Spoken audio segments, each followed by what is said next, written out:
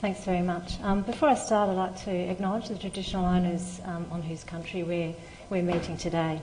And I just want to give a little bit of introductory context to my part of the project, is that I'm part of a wider Goyder project which is looking at the Lake Eyre Basin. And overall what we're trying to do is to analyse and identify both existing and new data, and the end product of which we're going to generate a system of indicators and threshold values for the Lake Eyre Basin. And one of the reasons why we're doing this is that in the future there is going to be a Lake Eyre Basin rivers assessment, and under which this project hopefully will feed some information into what would be useful ways in which to identify and assess those different values. So we're trying to develop a suite of indicators and methods and approaches. The idea then is to integrate those different data sets in different ways. There'll be ecological, spatial and people type socio-economic data sets. The idea is to then integrate them all as a team to develop quantitative indicators of environmental condition, and then that can be used to monitor and assess the condition of the LEB at various scales, which everyone here I hope knows that the Lake Eyre Basin is an area of multiple governance arrangements, states, policies, resources and lots of dynamic things going on there all the time. So this sort of information will be useful. In particular, there'll be some new data sets that are being generated: flood, inundation, other hydrological information, the population dynamics of aquatic biota, particularly fish, my own work, which is informing the project in terms of Aboriginal perceptions and values, and Mike Williams' work, which will be following mine, looking at nutrient status. And unfortunately I have to leave this session a little bit early today, but if you have any questions at the end about the wider project, Jim Cox is here, who's leading the overall project, and you can ask him those questions. But I was actually asked to speak today about Indigenous engagement, and I started off sort of doing a much broader how do we engage and why do we engage. But what I want to talk to you about today is, after some preliminary kind of reflections on Indigenous engagement, take you through what I have done with the Arabana people, how I've done it so far, and some reflections on what that means for the development of cultural indicators, which is, if you like, that one of the major outputs of the work that I'm doing with the Arabana is developing indicators that can provide a cultural perspective on how Indigenous peoples across the basin are looking at those dimensions, in particular and in relation to water. So, I mean, really when I go out in any engagement process, and it's been the same with Arabana, it's sort of trying to ask the question, what is engagement, who benefits, and why does it matter? And in particular, I guess, you know, there are key questions which people don't often necessarily deliberately ask themselves, but are really implicit and underlying the approaches that we take. In what capacity do we engage? So in my particular case, I can tell you I have engaged as a government officer, as a consultant, as and with or on behalf of other institutions such as NGOs, as an employee or consultant to an Aboriginal community or another community, as an employee or representative of a research institution. So in fact, that from the very beginning preconditions your approach. And then why do you engage? Is it a tick box? Do you want feedback? Do you want genuine feedback? Are you going to include that feedback? Do you want to work out the hot spots of your negotiations so that you can move forward, say, environmental impact assessment processes? Do you want to disseminate knowledge, obtain knowledge, or are we doing it because we have to? And then who do we engage with? And if you're looking at an Indigenous context, are we looking at traditional owners? How are we constructing Aboriginal peoples? They're traditional owners, native title owners, committee members on various representative, like water boards and things like that, people actually living in communities, people living in outback and remote regions, people living in urban and areas and cities, or are we engaging those people as Australian citizens? And I think you might actually engage a whole group of people or an individual in their capacity as being a number of those things, but those are the things you need to think about. And these are the things I have to think about quite a lot in the Kadithunda Lake Eyre region, because the Arabana people are not just Arabana Indigenous people, there are people that live in remote regions, they are Australian citizens. So it's looking at, they don't just have rights, responsibilities and aspirations as just one thing, but as multiple persona, if you like. And that's important to take on board, because differentiating the two things, as I speak about later, is quite important. Now when you go out, what help is out there already? I'm going to skip over this a little bit, but I wanted people to be aware, if you're not already, that there is a lot of stuff written out there about how to engage with Indigenous peoples, whether it's overseas, nationally, or at state and local levels. There are all sorts of research protocols that are available, all sorts of management agreements, biocultural protocols which protect Indigenous peoples from intellectual appropriation of their property and knowledge, and in particular the Australian Institute of Aboriginal and Torres Strait Islander Studies, based out of Canberra, has a very substantive set of protocols and ideas that have been driven, developed and owned by Indigenous peoples, and they represent, if you like, the sort of thing that we try and make sure whatever we do in our engagement, we're doing it consistent with those policies. And there's some other principles, so people go for other protocols, or they might go for principles. This is a whole series of principles which I'm happy to share if people want to have a copy of this PowerPoint. So I'm not going to go through them in detail, but it's basically about building productive, beneficial relationships that are two-way, that the benefits are two-way, that the parameters are clear, that the processes of consultation are as important as the outcomes, and that you try and understand each Indigenous person's context. And I can say from having worked with many Indigenous peoples up north that in each and every case you have to sort of start again, because every group is genuinely different. And try and compare interests and common values. And in this particular case, one of the things that's come up very strongly working with Arabana is, water is a very universal value. And a lot of the values that Arabana people, can be, translated, if you like, into cultural indicators, but the indicators, I would say, would be, held in common by a lot of people as well. So those are the sorts of dimensions. The other thing I wanted to say, which is very important, I think, in the context of my work with the Arabana, is the idea of governance, how Indigenous institutions are evolving and how they're governing and making decisions. And these are the sorts of things it's good to get an idea of the framework of how those decisions are being made. Because in the Kaditunda Lake Eyre region, there are so many layers of governance and jurisdictions that trying to understand the entry points and exit points as how it relates to that particular group, I think is quite important to help progress, if you like, things like a river basins assessment.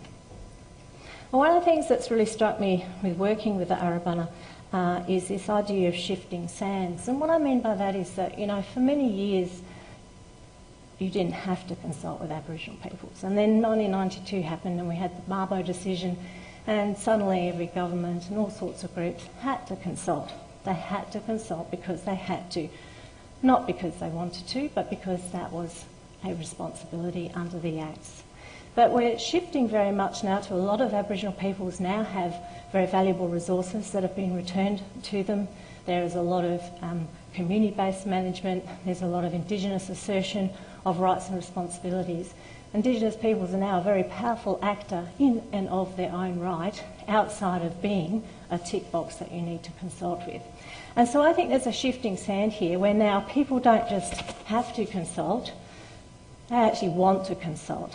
They actually want this. And I think this has been one of the really positive starting points for me here in the Goyder project, is that all of the researchers in the Goyder project were very proactive in saying, we think this is a positive value, this is a positive contribution, and we want to make that happen. And I think that is a really different dynamic.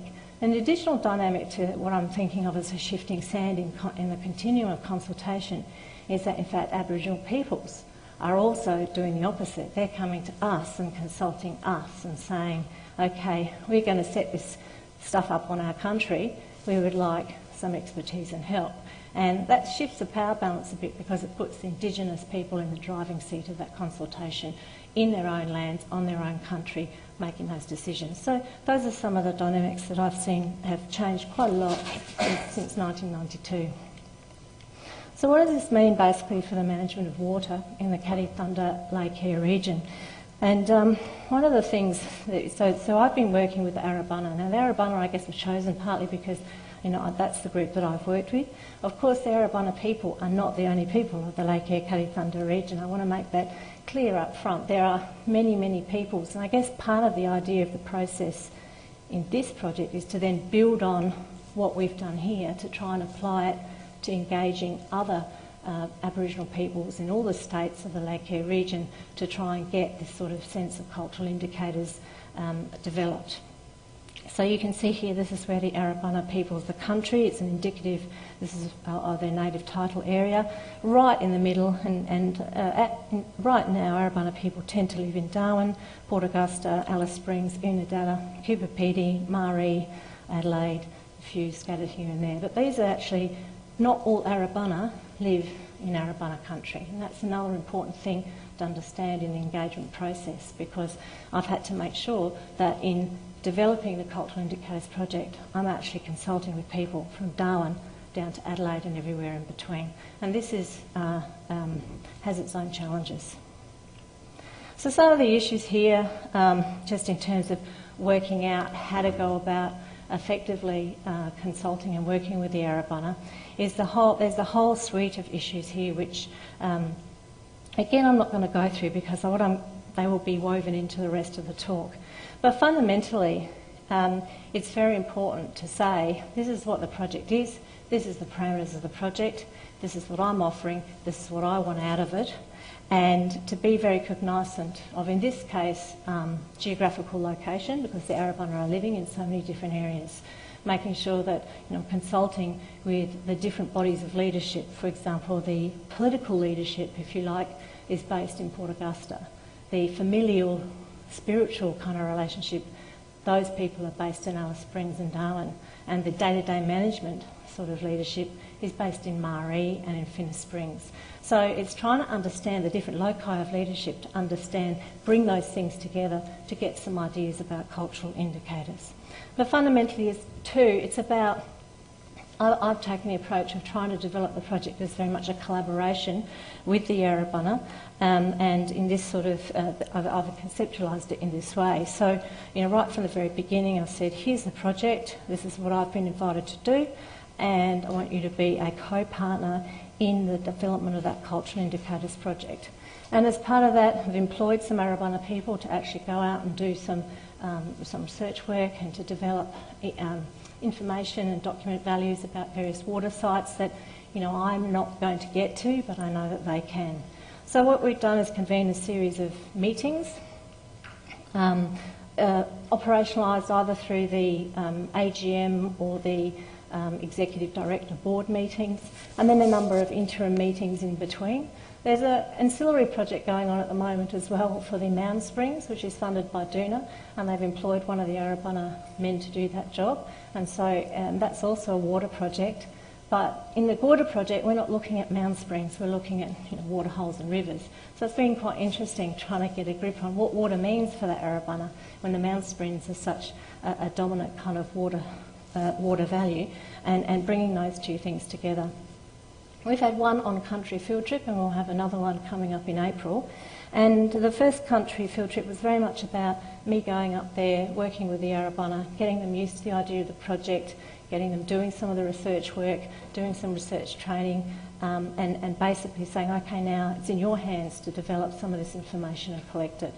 The second field trip hopefully is going to involve some of the Goyder team, which we haven't established who and how and what yet, but to meet some of the Arabana, to go out with in their heads the work that they've been doing on the other parts of indicators and start to think about ways to integrate those data sets, if and how and where we can do that. But I think it'll really help being out on country and getting some of those things happening. And then anticipate bringing an indicators workshop and then an integrator workshop to bring all these things together for the Arabana people, and then obviously the reporting. But I guess what I'm trying to say about the engagement, which is what I was asked to speak on, is that at all times what I'm trying to do is to bring the Arabana into the equation as being part of the process and of the project, rather than sort of an us and them sort of thing. So I wanted to sort of end with some reflections on what that means in terms of consultation process, in this case for the Arabana. I think language matters. I mean, one of the things I discovered was that for ages I talked about indicators and I was just getting blank looks. And in fact, when I started talking about signs, that happened to work in that particular context. So when we talk about indicators, we're talking about signs. The indicators occur on a continuum. Arabana people have a very definite sense of observations and indicators going back into the past and then into their present, and then what that means for the future. and water itself having multiple values, not just as Arabana people with all the cultural connotations associated with, but very practical, observational. It's good for drinking, it's good for stock, it's good for all these other things that they use water for. I think sometimes it's a bit difficult using cultural indicators per se, because in my view a number of the indicators that Arabana people have identified would actually be qualified or constructed as Western indicators. There's not a lot of difference there. So does that demarcate them or extricate them from a process of assessment in which they might have multiple inputs outside of the cultural one? Accessing people and people's time is very difficult. This was nicely resourced but not hugely well resourced. So it's very difficult to involve people across such a widely dispersed area in the ways that are needed. But ultimately, I think the lesson that I've drawn from this is looking at what does developing cultural indicators mean for getting some kind of cultural fit into broader processes like assessment processes and governance processes, and in what role as Arabana people, as outback people, as Australian citizens, do people like the Arabana find ways to be part of that decision-making process. So ultimately, I guess I wanted to leave you with the idea of Gama. Gama is in fact a Yolngu concept in the Northern Territory, which means the meeting of fresh water and salt water to create a stable body of water. So it's like a channeling of two water sources together. The Gama use it to talk about interdisciplinarity and two cultures meeting. And I think ultimately it's very difficult to hazard a guess about developing a template for consultation or a template for a cultural health index or set of indicators that you can use across the entire Kari Thunder Lake Eyre region for all Indigenous peoples. I don't think that's going to be one of the outcomes of the project, but we will develop an index or a cultural indicator index for the Arabana people that may or may not be useful or can be mended and refined on an individual basis across every different Indigenous group in the Lake Eyre Basin. And in it such a way, I guess the process of development is the thing that's important here, not necessarily the outcome, because if you adopt a similar kind of process, you'll be able to get similar outcomes and facilitate the integration of knowledge and build capacity in the future for those Lake Eyre Basin regional assessment processes.